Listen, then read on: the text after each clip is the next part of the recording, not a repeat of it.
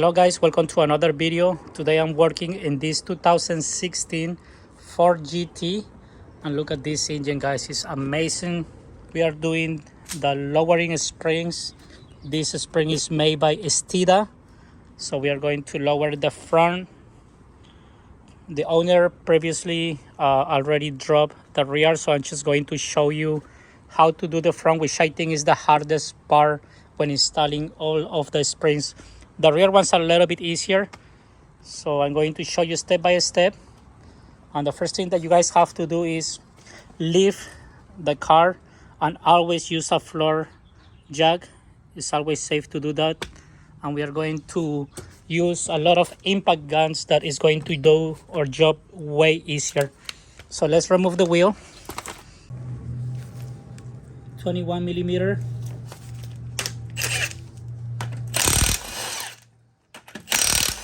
Highly recommended to use one of these sockets which is protected by this plastic so you don't scratch the rim. Put it by the side. And what we are going to remove, guys, I'm going to go through everything that we have to do, is removing this ball for the link connector.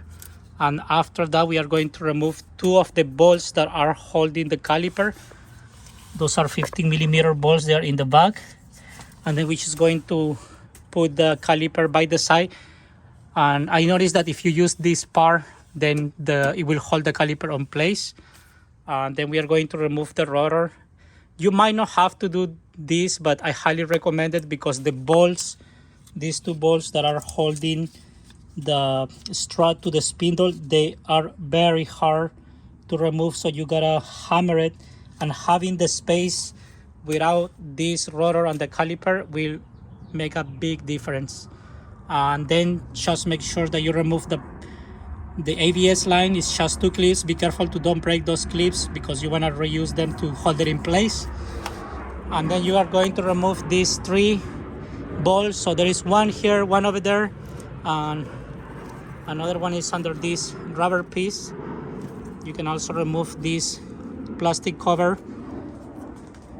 And then the first option that you can do to remove the spring is going to be this spring compressor tool that I seriously don't recommend you to use it. I had problems installing it back, so I highly recommend you to use another kind of tool. I'm going to post the tool in the description, and the tool that I'm using though is this one right here. It just makes the job easier. So for guys doing the job yourself, then you can always remove the struts, and you can always take it to a shop. They might charge you like $20 to $25 to install each spring. First, what I'm going to do is remove this 18 millimeter socket. Very easy when using this gun. If you guys just using a regular ratchet, you can always grab a 18 millimeter branch. Like back here there is like a nut that you can hold it in place, and you just go with the ratchet like if this one is spinning. But since I'm using the gun, it makes the job way easier. And now I'm going to remove the clips. There are two clips, one over there and one over here. And to do that, very carefully guys, I'm going to use these pliers. I'm just going to kind of press on this, and then once you press it, then you grab this tool, and then you just very carefully kind of pry down without breaking it. But just go slow on this, and that should make it. There it is, all one piece. And for this one right here, you gotta go with this tool again. And the trick for this is you gotta like wibble it left to right. If you just go straight, you might end up breaking it. So there it is, all one piece, nothing is break. And then you just put it by the side. And now we are going to remove the two bolts that are in the back of the caliper.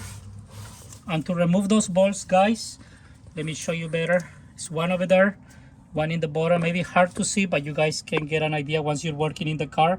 you're going to use a 15mm socket. Highly recommend you to use a 1/2 inch and an extension, and then you're just gonna go and remove those. The hardest things to remove will be the strut bolts. Those are torqued like to 185, so that's really crazy. After you lose those bolts, you can always use a smaller impact gun. If you're removing the last bolt, just be careful because the caliper can fall on you. So just hold it with one hand. There it is. And then you can always put one of the wheel nuts here so the rotor won't fall down. You don't want to damage the rotor. And then you're just going to remove the caliper, and you can always very carefully set the caliper there. And just for precaution, you guys can always put something here, so like if it falls, then it won't pull on the line. Okay, so let me find something that's going to use this floor jack just to kind of hold it, and put one of these here. Another thing that I recommend you to do, guys, is to use one of these fender covers and just install it over there because you don't want to damage the paint. So now let's remove the rotor. You guys can see it took me no more than 10 minutes to remove everything here, and now I have more space when I remove the nuts from these two bolts to hammer it. So this is a 24mm bolts. There it is, 24. Highly recommend you to use an impact socket. This is not one, but that's what I have right now. Oh yeah, this one was easier. Sometimes, like in the other side I did it, it was not easy to do that. But it got it out. There it is. And now, guys, this is where the fans start. You're gonna grab the nut, and don't be scared to hit that, guys. As long as you have the nut there, so that way you don't damage this or you mushroom the ball and then you end up buying another ball. So just make sure it's kind of flush the nut with the tip of the ball, like over there. And you can always apply a little bit of blaster, PV blaster, which it helps a lot. So now let's grab a really nice and big hammer and just hammer on this. You see how the caliper move? That's why I was putting this right here. I don't want it to fall. Okay, guys, so after hammer it, like really giving it a good whack, you can see like it opened up barely a little bit over there, a little bit of gap. So once you get to that point, then that gap is good because I can now apply some blaster. It's just going to penetrate and help a little bit to lose that ball out. There it is. Now let's do the other side. Right.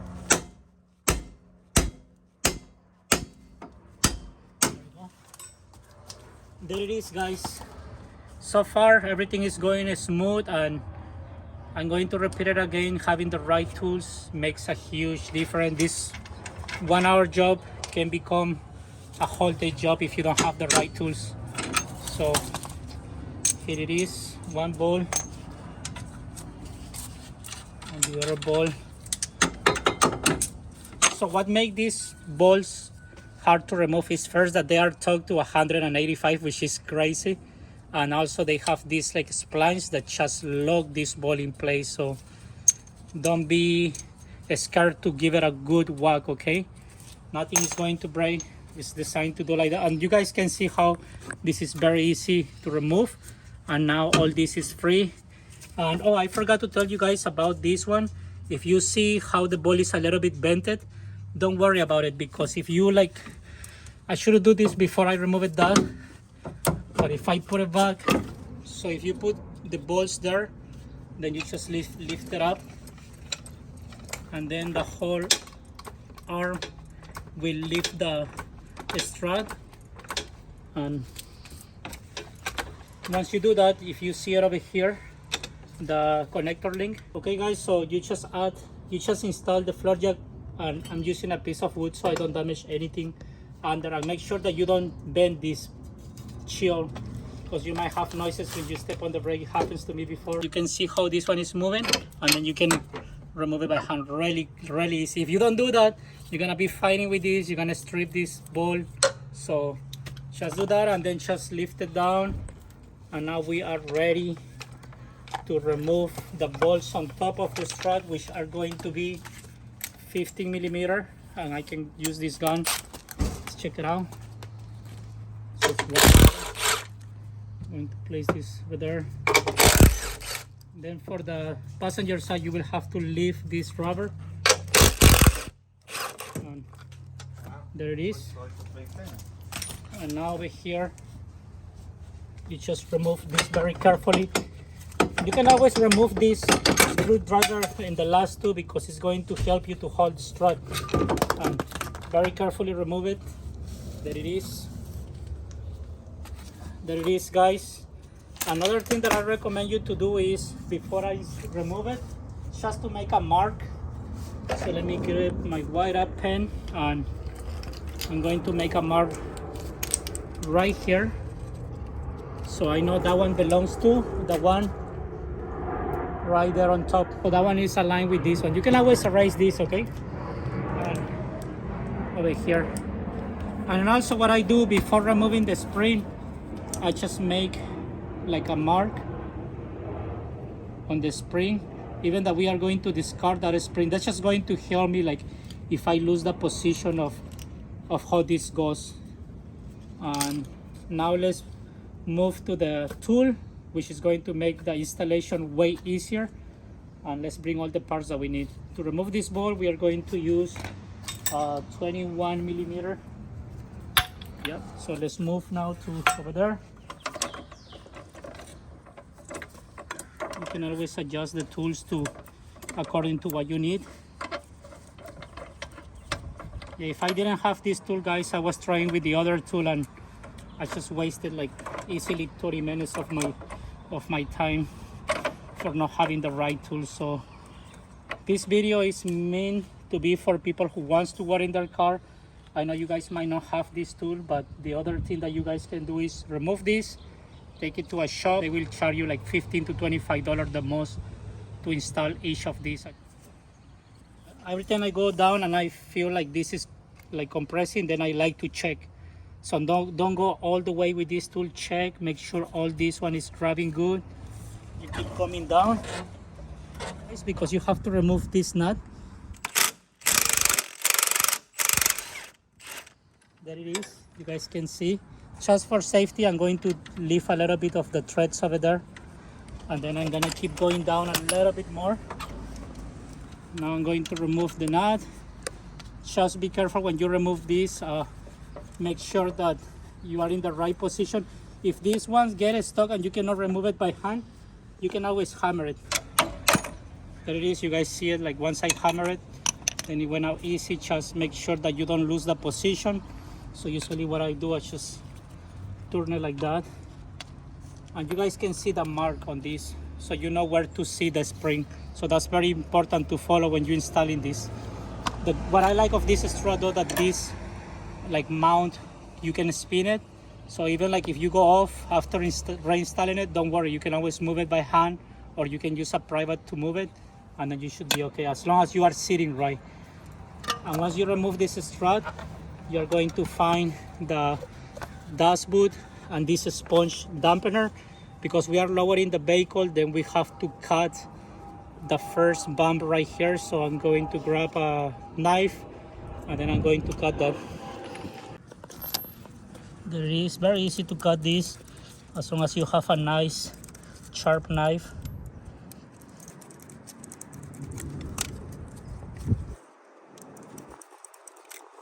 There it is, guys.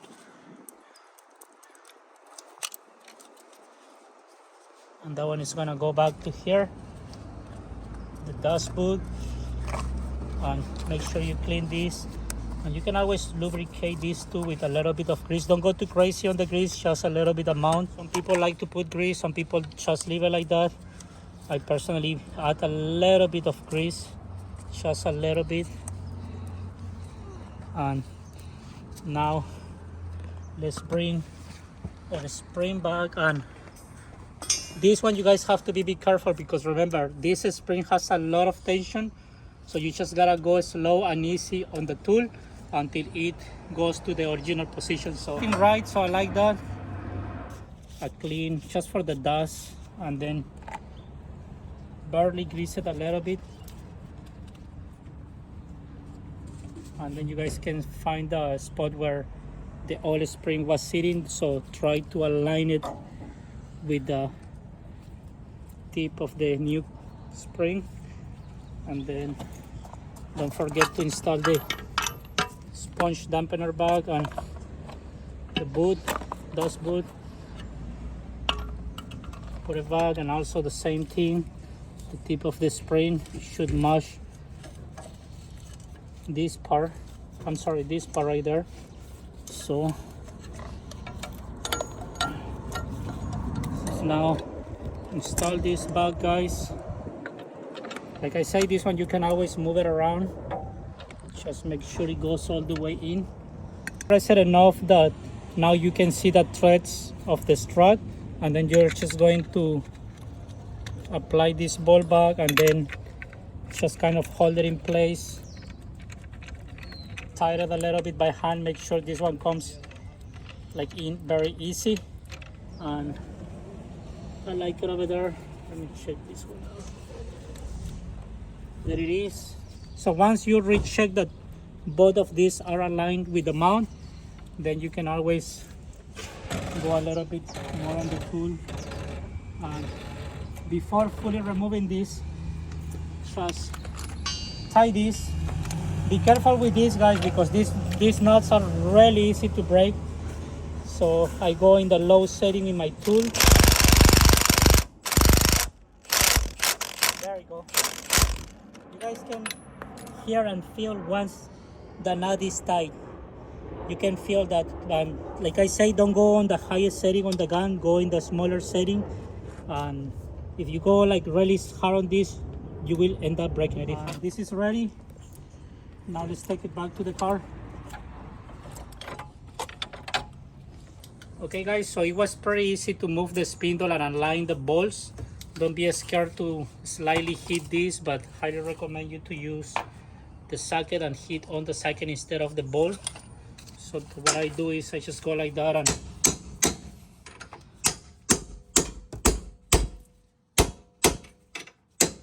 there it is. You don't have to go like all the way, because once you adjust this with the gun, or you tie that with the gun, then it will go all the way in. And with the help of somebody, once you're holding this up, make sure that somebody helps you and install the 3 bolts on top.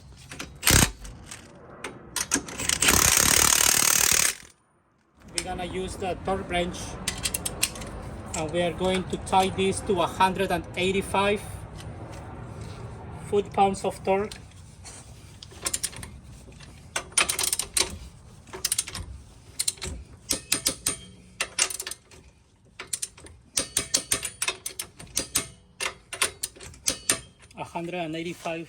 foot-pounds of torque. Now we are going to install the clips back. So this one, basically you just push it in, and there it is. Very easy to do. You guys can see that. So this is torque. Cable for the ABS is installed back, and now let's install the caliper. And then last, I'm going to install this, because I have to lift the spindle again to make this install easier. And let's install the roller bag. Highly recommend you to clean it up a little bit. You don't want the fingerprints on the rotor. You can always use one of the wheel nuts just to hold this in place. And when you're installing the caliper bag, just make sure that the lines they will end up in the same position like you remove it, because sometimes when you install the line box you don't notice and you can end up twisting the hoses, and then you will have braking problems. So you guys can see how the line is the way it was before. We are going to install the 50mm bolts back, and recommended to use blue locked thread that you can buy it at AutoZone, and torque it to 85 pounds. Align it, and now we are going to torque those bolts to 80 foot-pounds. And what I also like to do is move this like this, get a louder noise. Then sometimes when you are working in the car, hammering, moving all this, you might end up bending the display, and you don't want this rotor to hit it. So that's something that I always do, because sometimes you put a tire back and then you end up with this squeaking noise and you have to open it back. So make sure you do this, guys, okay? So now 80 foot-pounds of torque on the caliper bolts. Okay guys, so I just torqued to 85 pounds the brake caliper, and then after that I tied this sway bar link connector and I hold it in the back with a 18mm. Right, so now we're gonna torque this one to 37 foot-pounds, the 3 nuts, and we are going to install after that the wheel back, and we're gonna torque it to 150 foot-pounds.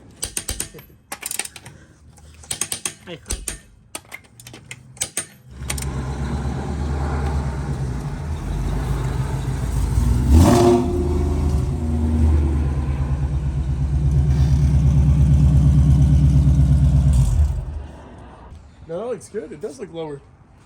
So that's how you install the lowering springs on this 2016 Ford GT. Thank you for watching. See you next video. Bye bye.